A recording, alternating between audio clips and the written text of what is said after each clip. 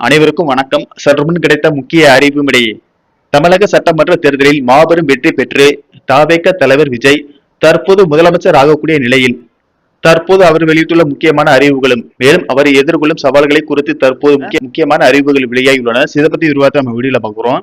வீடியோவை கடைசி வரைக்கும் ஸ்கிப் பண்ணாம பாருங்க. வீடியோக்குள்ள போறதுக்கு முன்னாடி இந்த வீடியோ லைக் பட்டனை பிரஸ் பண்ணிக்கோங்க.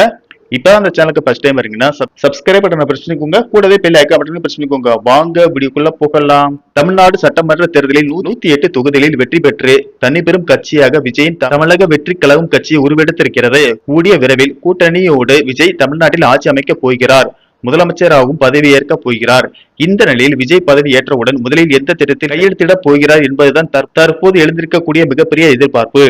கணிசமான அளவு பெண்கள் வாக்குகள் வந்திருப்பதால் குடும்ப தலைவிகளுக்கு மாதம் 2500 ரூபாய் நிதி உதவி வழங்கக்கூடிய திட்டத்தில் விஜய் முதலில் கையெழுத்திடுவார் அல்லது திருமணத்திற்கு ஒரு சவரன் தங்கம் அல்லது மற்றும் பட்டுச்சேலை வழங்கக்கூடிய திட்டத்தில் அவர் கையெழுத்திடுவார் என்று சொல்லப்படுகிறது.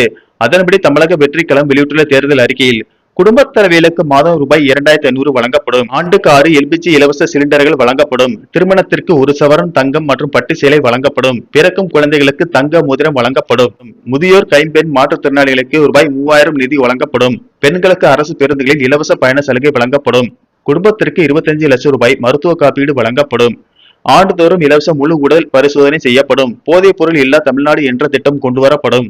200 யூனிட் இலவச மின்சாரம். வேலையில்லா பட்டதாரிகளுக்கு மாதம் ரூபாய் 4000. 5 லட்சம் அரசு வேலை வாய்ப்புகள் உருவாக்கம். தொழில் தொடங்க ரூபாய் 25 லட்சம் கடன் வழங்கப்படும். விவசாயிகளுக்கு ரூபாய் 5000 ஆண்டு உதவித்தொகை வழங்கப்படும். பயிர்க்கடன் தள்ளுபடி. 100% பயிர் காப்பீடு வழங்கப்படும். மீனவர்களுக்கு மீன்பிடி தடைக்காலம் நிவாரணம் ரூபாய் 27,000 வழங்கப்படும். ஏற்கனவே தமிழ்நாடு 10 லட்சம் கோடி ரூபாய் கடனில் இருக்கக்கூடிய சூழலில் விஜயின் பிரம்மாண்டமான இலவசங்கள் மற்றும் உதவி தொகைகளுக்கான நிதியை திரட்ட முடியுமா? இது ஒட்டுமொத்தமாக மாநிலத்தின் பொருளாதாரத்திலே தாக்கத்தை ஏற்படுத்துமா என்ற கேள்வி எழுகிறது. விஜய் இந்த திட்டங்களை எவ்வளவு திறமையாக கையாள போகிறார்? மாநிலத்தின் நிதியை மேம்படுத்தி மக்களுக்கான இந்த திட்டங்களை எப்படி செயல்படுத்த போகிறார் என்பதுதான் அவர் முன்னர் இருக்கக்கூடிய முக்கியமான சவாலாக இருக்கிறது. நன்றி, வணக்கம்.